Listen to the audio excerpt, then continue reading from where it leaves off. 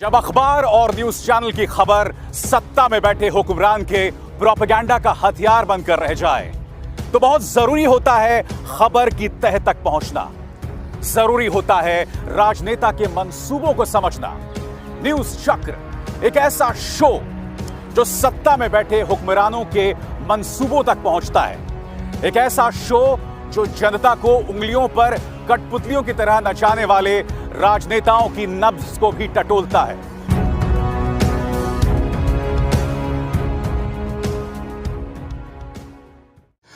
और कार्यक्रम की शुरुआत करने से पहले एक बार फिर आप सबसे अपील कि मेरे इस कार्यक्रम को व्हाट्सएप और एसएमएस के जरिए कम से कम अपने 5 दोस्तों और कॉन्टैक्ट्स को साझा कीजिए, फॉरवर्ड कीजिए, ताकि आप और हम मिलकर गोदी मीडिया के नफरती प्रोपेगेंडा। और आज हम बात करने जा रहे हैं तेजस्वी यादव की, बिहार के चुनावों की।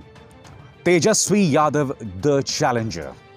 क्या तेजस्वी यादव आरजेडी और कांग्रेस, ये कहा जाए महागठबंधन के लिए वो चमत्कार कर सकते हैं जिसकी कोई कल्पना भी नहीं कर सकता? और यकीन मानिए, अगर वो अपसेट हो जाता है, अगर वो चमत्कार हो जाता है, तो आजाद भारत के इतिहास में इतना बड़ा चमत्कार शायद ही कभी हुआ हो। मगर तेजस्वी यादव और बिहार चुनावों की बात करने से पहले मैं आपको ये बतलाना चाहता हूं कि प्रधानमंत्री नरेंद्र मोदी कल से, यानी कि शुक्रवार से चुनावी मैदान में उतरने वाले हैं। 4 दिनों में वो 12 रैलियां करेंगे, यानी कि एक दिन में 3 रैलीज। और आप जानते हैं प्रधानमंत्री की रैली को आयोजित करने में कितनी मेहनत लगती है? आप जानते हैं, बसों में भर भर के लोगों को अलग अलग गांवों से लाया जाता है, उन्हें खाने के लिए पैकेट्स दिए जाते हैं। और क्योंकि प्रधानमंत्री की रैली है, इसलिए बहुत बड़ी तादाद में मैदान में लोग चाहिए। तो मैं सोच रहा हूं, बस एक ही दिन पहले प्रधानमंत्री ने राष्ट्र के नाम संदेश में कहा था कि कोरोना को लेकर बेशक खतरा कम हो गया है, मगर टला नहीं है। अब भी उन्होंने हमसे सोशल डिस्टेंसिंग, यानी कि एक दूसरे से दूरी बनाए रखना, फिजिकल डिस्टेंसिंग जिसे मैं कहता हूं, या फिर चेहरे पर मास्क पहनने की अपील की है। तो मैं ये जानना चाहता हूं प्रधानमंत्री कि जो अपील आपने देश की जनता से की, क्या आपको इस बात का अंदाजा है कि आने वाले 4 दिनों में उस अपील की धज्जियां उड़ जाने वाली हैं आप ही की रैलियों के जरिए? बताइए। तो प्रधानमंत्री, मुझे ऐसा लगता है या तो आपको वो अपील करने आना नहीं चाहिए था, और जब आप अपील कर चुके हैं तो अब आप कटघरे में होंगे। आपके एक एक बात पर, आपकी रैली की एक एक चीज पर मेरे जैसे पत्रकारों की पैनी निगाह होगी। और हम देखना चाहेंगे कि जो अपील आपने की थी कुछ दिनों पहले, या ये 2 दिन पहले कहा जाए, क्या वो खरी उतर रही है आपकी रैली के अंतर्गत? प्रधानमंत्री की ये बात तो जो उन्होंने अपील की वो एक तरफ है, मगर अब हम राजनीति की चर्चा करना चाहते हैं। और यकीन मानिए दोस्तों, अगले 4 दिनों में जब प्रधानमंत्री रैलीज को संबोधित करेंगे एक ऐसे राज्य में जहां उनकी लोकप्रियता पर कोई असर नहीं हुआ है, कम से कम जो तमाम न्यूज़ चैनल्स पर हम निगाह डालें और तमाम जो प्री पोल सर्वेज आ रहे हैं उस पर हम निगाह डालें, तो प्रधानमंत्री अगले 4 दिनों में बिहार की सियासत को पूरी तरह से पलट देने का मादा रखते हैं। मगर आज हम बात करने जा रहे हैं तेजस्वी यादव की, द चैलेंजर तेजस्वी यादव। दोस्तों, तेजस्वी यादव को जिस तरह की प्रतिक्रिया वहां के युवाओं से मिल रही है अपनी सभाओं के जरिए, जो इस वक्त आप अपने स्क्रीन्स पर देख रहे हैं, वो अप्रत्याशित है। सबसे पहले मैं आपको बतलाना चाहता हूं कि वो मंच पर खड़े होकर जब बात करते हैं युवाओं से, तो उनका जो कनेक्ट है युवाओं के साथ वो कितना बेहतरीन है। मैं ये नहीं कहना चाहूंगा कि तेजस्वी यादव अपने पिता लालू प्रसाद यादव के करीब पहुंच चुके, नहीं। लालू जी का जो राजनीतिक वर्चस्व था, उनकी जो अपनी एक राजनीतिक छवि थी, वहां तक पहुंचने में तेजस्वी को अभी बहुत मेहनत करनी है। मगर 31 वर्षीय तेजस्वी ने जिस तरह से आम जनता के साथ एक लिंक बनाया, वो अप्रत्याशित है। और यही वजह है कि जनता दल यूनाइटेड और बीजेपी के खेमे में जबरदस्त बौखलाहट दिखाई दे रही है। क्या कहते हैं और किस तरह से करते हैं तेजस्वी, आइए देखते हैं इसकी एक और मिसाल।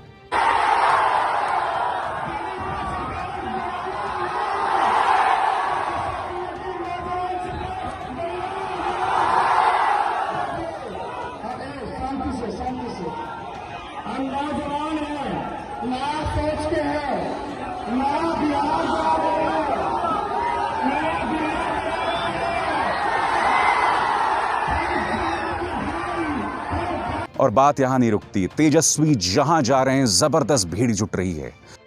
अब सवाल यही किया जा रहा है कि क्या तेजस्वी यादव की यह भीड़ वोटों में परिवर्तित होगी? क्योंकि अब जो तमाम प्रीपोल सर्वेज आ रहे हैं, मसलन एक CSDS का प्रीपोल सर्वे आया है, उसमें बेशक एनडीए जीतती हुई दिखाई दे रही है, मगर महागठबंधन का उस तरह से सूपड़ा साफ नहीं हो रहा है जिसके बारे में बात की जा रही थी। एक और रैली देखते हैं तेजस्वी की, और फिर हम तेजस्वी जिस तरह से पत्रकारों के सवालों का जवाब दे रहे हैं उसका रुख करेंगे। सबसे पहले इस रैली की झलक देखिए।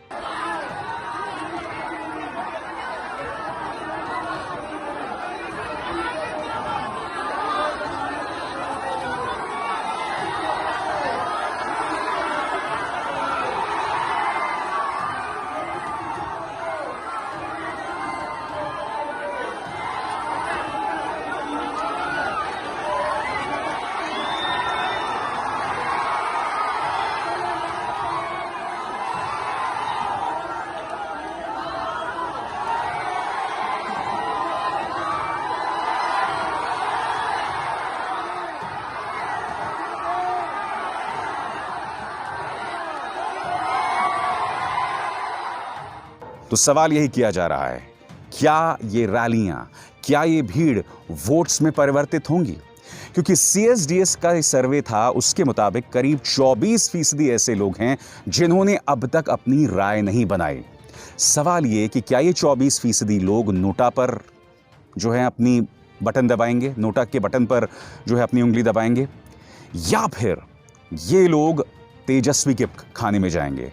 या ऐसा तो नहीं कि यही 23 से 24% लोग कहेंगे कि जो भी हो, राज चलाना तो नीतीश को ही आता है और वो आखिरकार JDU और BJP यानी कि NDA के पक्ष में अपनी राय व्यक्त करेगा? ये तमाम सवालात इस वक्त हमारे सामने हैं। इस बीच तेजस्वी यादव ने बिहारी युवकों को 10 लाख नौकरियां देने का वादा क्या किया? भारतीय जनता पार्टी भी अब चुनावों में नौकरियों के मुद्दे पर आ गई है। भारतीय जनता पार्टी ने आज अपना चुनावी मैनिफेस्टो जारी किया, जिसमें उन्होंने बिहारी युवकों को 19 लाख नौकरियां देने का वादा किया है। मगर यह वादा तो बिल्कुल वैसा ही हुआ ना जैसा प्रधानमंत्री ने 2015 में हुए बिहार के चुनावों में करोड़ों के पैकेज की घोषणा की थी।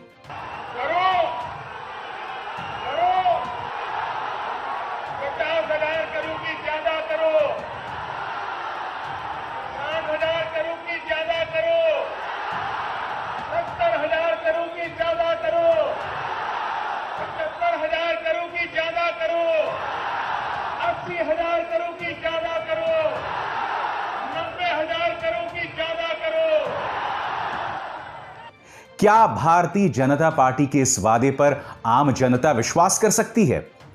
सबसे दिलचस्प बात यह है कि निर्मला सीतारमण ने चुनावी मैनिफेस्टो में यह भी घोषणा की कि जब भी ICMR अपनी स्वीकृति देती है, तब बिहार निवासियों को कोरोना वैक्सीन मुफ्त में मिलेगी।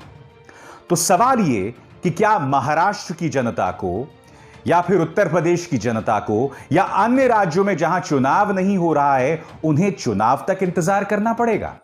वाकई हद है। साथ ही मैं आपको यह भी बतलाना चाहता हूं कि तेजस्वी का जो किरदार इस वक्त सामने उभर कर आ रहा है, मैं उसमें एक बहुत ही जबरदस्त परिवर्तन दे रहा हूं, उनमें बहुत जबरदस्त परिपक्वता देख रहा हूं। मसलन उन्होंने पत्रकारों से बात की और यह प्रेस कॉन्फ्रेंस करीब 2 मिनट का था सिर्फ। इसके 2 हिस्से मैं आपको बतलाना चाहता हूं। सबसे पहले नीतीश ने उन पर आरोप लगाया कि उनके पास किसी तरह का कोई तजुर्बा नहीं है।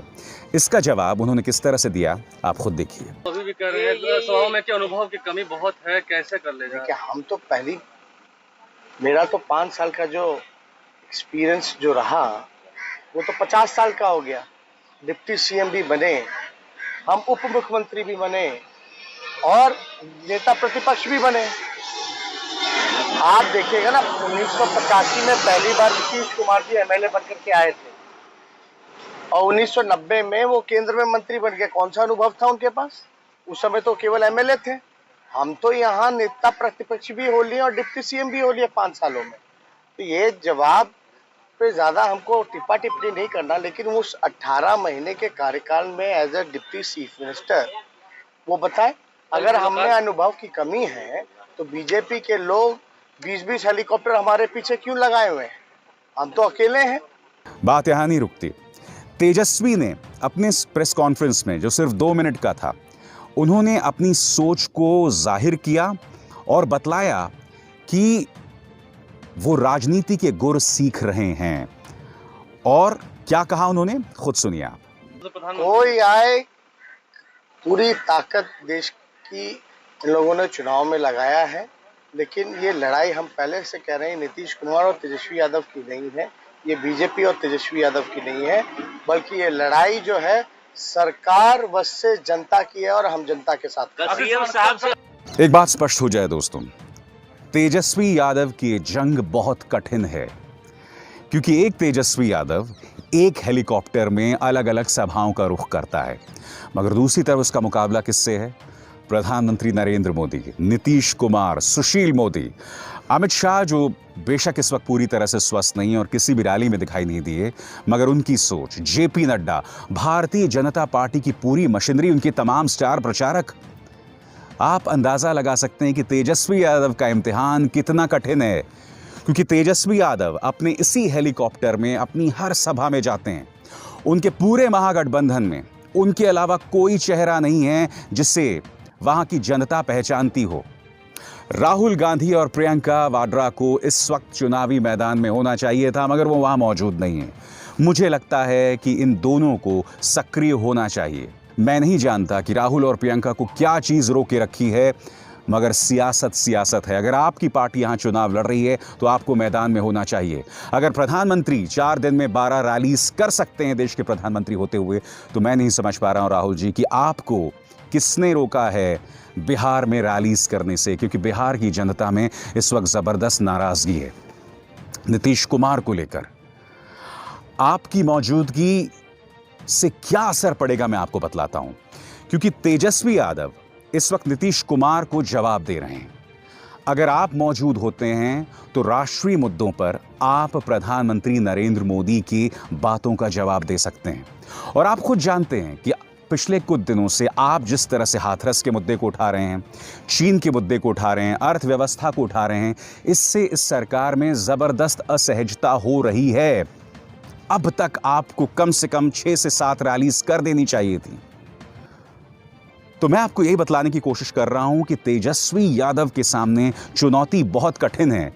यह मानो भारत बनाम नेपाल के बीच में क्रिकेट का मुकाबला हो रहा है, और इसमें नेपाल कौन है और भारत कौन है आप खुद समझ सकते हैं। मगर यह भारत बनाम ऑस्ट्रेलिया भी हो सकता है, जहां भारत तेजस्वी यादव हो और ऑस्ट्रेलिया अपने जमाने की जो ताकतवर टीम हुआ करती थी, जब रिकी पॉन्टिंग उनके कप्तान हुआ करते थे और ग्लेन मैकग्रा जैसे एक प्लेयर्स होते थे, तो उस दौरान भी भारत ने चमत्कार किया था जब उन्होंने ऑस्ट्रेलिया को हराया था। तो क्या इस तरह का भी मुकाबला हो सकता है? ये तमाम सवालात हमारे जहन में हैं। और दूसरी तरफ एक विरासत है। देखिए, कई लोग ये कह रहे हैं कि अगर इस वक्त लालू यादव आज़ाद होते, जेल में ना होते, और अगर चुनावी अभियान में होते तो सूपड़ा साफ हो जाता एनडीए का। मगर हम ये ना भूलें, लालू यादव की एक विरासत भी है, और अगर किसी चमत्कार से तेजस्वी यादव जीत जाते हैं तो यकीनन वो विरासत जो है वो उन्हें 2 तरीकों से चुनौती देगी। पहला, लालू प्रसाद यादव की अपनी छवि, तेजस्वी यादव को जो भी करना होगा वो उनके सामने एक मिसाल होगी। दूसरी तरफ लालू प्रसाद यादव की छवि का एक नकारात्मक पहलू, क्योंकि अक्सर जब हम जंगल राज की बात करते हैं तो लालू प्रसाद यादव के 15 साल की शासन की बात की जाती है। मगर यह भी सही है कि लालू प्रसाद यादव वो शख्स थे जिन्होंने बिहार को अपने 15 साल के राज में सांप्रदायिकता से दूर रखा। आपको याद होगा जब लाल कृष्ण आडवाणी ने राम रथ यात्रा शुरू की थी, तब लालू प्रसाद यादव ने उस रैली को रोक दिया था। और बहुत ही खूबसूरत बात उस वक्त लालू प्रसाद यादव ने कही थी, जिसे मैंने राम के नाम एक डॉक्यूमेंट्री में देखा था, जिसमें लालू कह रहे थे कि अगर मंदिर में घंटी बजाने वाला श्रद्धालु ही नहीं होगा तो राम का भजन कौन भजेगा? याद है आपको लालू जी की वो बात? देश हित में अगर इंसान ही नहीं रहेगा, इंसान नहीं रहेगा, तो मंदिर में घंटी कौन बजाएगा या कौन बजाएगा? जब इंसानियत पर खतरा हो, इंसान नहीं रहेगा तो मस्जिद में इबादत कौन देने जाएगा? तो मुझे उस वक्त लालू जी की इस बात ने काफी असर की थी, मगर यह भी सच है कि 15 साल के लालू प्रसाद यादव की राज ने कहीं ना कहीं शासन पर कई उंगलियां उठाई, बिहारी अस्मिता पर ढेरों उंगलियां उठाई। ये बात अलग है कि लालू जी जब राज कर रहे थे उस दौरान भी सिविल सर्विसेज हों, जेएनयू हों या तमाम बड़ी बड़ी सर्विसेज हों, मीडिया हो, तमाम जगहों पर बिहारियों का वर्चस्व रहा है। तो उसमें दो राय नहीं है कि जो एक आम बिहारी की सोच है, उसकी बुद्धिमत्ता है, वो हमेशा से रही है। तो अगर उस चमत्कार के चलते तेजस्वी वाकई मुख्यमंत्री बन जाते हैं तो उन्हें उस सोच को बदलना पड़ेगा, क्योंकि आप जानते हैं कि हम उस दुनिया में रह रहे हैं जहां उत्तर प्रदेश में रोज एक बलात्कार होता है, कम से कम एक बलात्कार होता है, रोज हत्याएं हो रही हैं, मगर मुख्यधारा की मीडिया कभी भी उत्तर प्रदेश में योगी राज को जंगल राज से नहीं जोड़ती। एक और चीज बताऊं, इस वक्त योगी जी उतर चुके हैं, और योगी जी उतर चुके हैं तो एक बार फिर उन्होंने वही पाकिस्तान, जेएनयू, तमाम चीजों का राग अलापना शुरू कर दिया है। अब नहीं कोई बोल सकता है जेएनयू में, अब कोई नहीं कह सकता है कि भारत तेरे टुकड़े होंगे, ये नारे नहीं लग सकते हैं। अब तो भारत के अंदर एक ही नारा मोदी जी के नेतृत्व में लग रहा है, एक भारत श्रेष्ठ भारत। मैंने देखा जब तेजस्वी यादव से योगी जी के बारे में सवाल पूछा गया तो उन्होंने उसे पूरी तरह से टाल दिया। आप जानते हैं ये कहीं ना कहीं उनकी परिपक्वता को भी दिखाता है।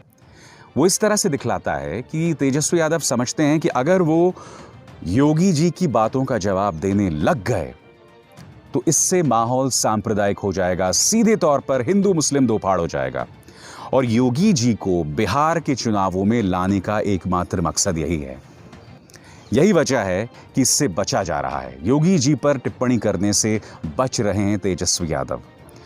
हालांकि हाथरस में जिस गुड़िया के साथ दुष्कर्म हुआ वो दलित समुदाय से आती है। मैं ये जानना चाहता हूं कि योगी जी की मौजूदगी को भारतीय जनता पार्टी, खासकर जनता दल यूनाइटेड, किस तरह से सही ठहराएगी। चिराग पासवान बेशक इस वक्त एनडीए के साथ चुनाव नहीं लड़ रहे हैं, मगर वो एनडीए का हिस्सा हैं, और चूंकि चिराग पासवान की एलजेपी एक दलित पार्टी है तो वो योगी जी की मौजूदगी को इस वक्त कैसे देख रहे हैं? क्योंकि हाथरस के घटनाक्रम ने, और हाथरस ही नहीं, कई ऐसी घटनाएं सामने उभर कर आई हैं जहां दलित बच्चियों के साथ दुष्कर्म हुआ है, अन्याय हुआ है, और ये सब योगी जी के राज में हो रहा है। तो कहने को एक तरफ योगी जी वो ध्रुवीकरण पैदा करते हैं, वो उन्माद पैदा करते हैं, मगर दूसरी तरफ दलितों को लेकर एक बहुत ही गंभीर प्रश्न इस वक्त बना हुआ है। तो बिहार के चुनाव दोस्तों मैं आपको बतलाना चाहूंगा अपने आप में बहुत दिलचस्प हैं। तेजस्वी चुनौती दे रहे हैं, मगर सवाल ये कि जो वो अनडिसाइडेड 23% वोटर है जिसने अभी अपनी राय नहीं बनाई है, वो किसके पक्ष में वोट करेगा। और जैसे मैंने कहा, मोदी जी इस वक्त मैदान में उतरने वाले हैं। 4 दिन में 12 रैलियां, एक दिन में 3 रैलीज, कोरोना के नियम कानूनों की धज्जियां उड़ा देना। खैर वो धज्जियां तो तेजस्वी यादव की रैली में भी उड़ रही हैं, नीतीश कुमार की रैली में भी उड़ रही हैं। यानी कि हमारे जो राजनीतिक हुक्मरान हैं, हमारे जो राजनेता हैं, उन्हें आपकी सेहत का थोड़ी सी भी परवाह नहीं है।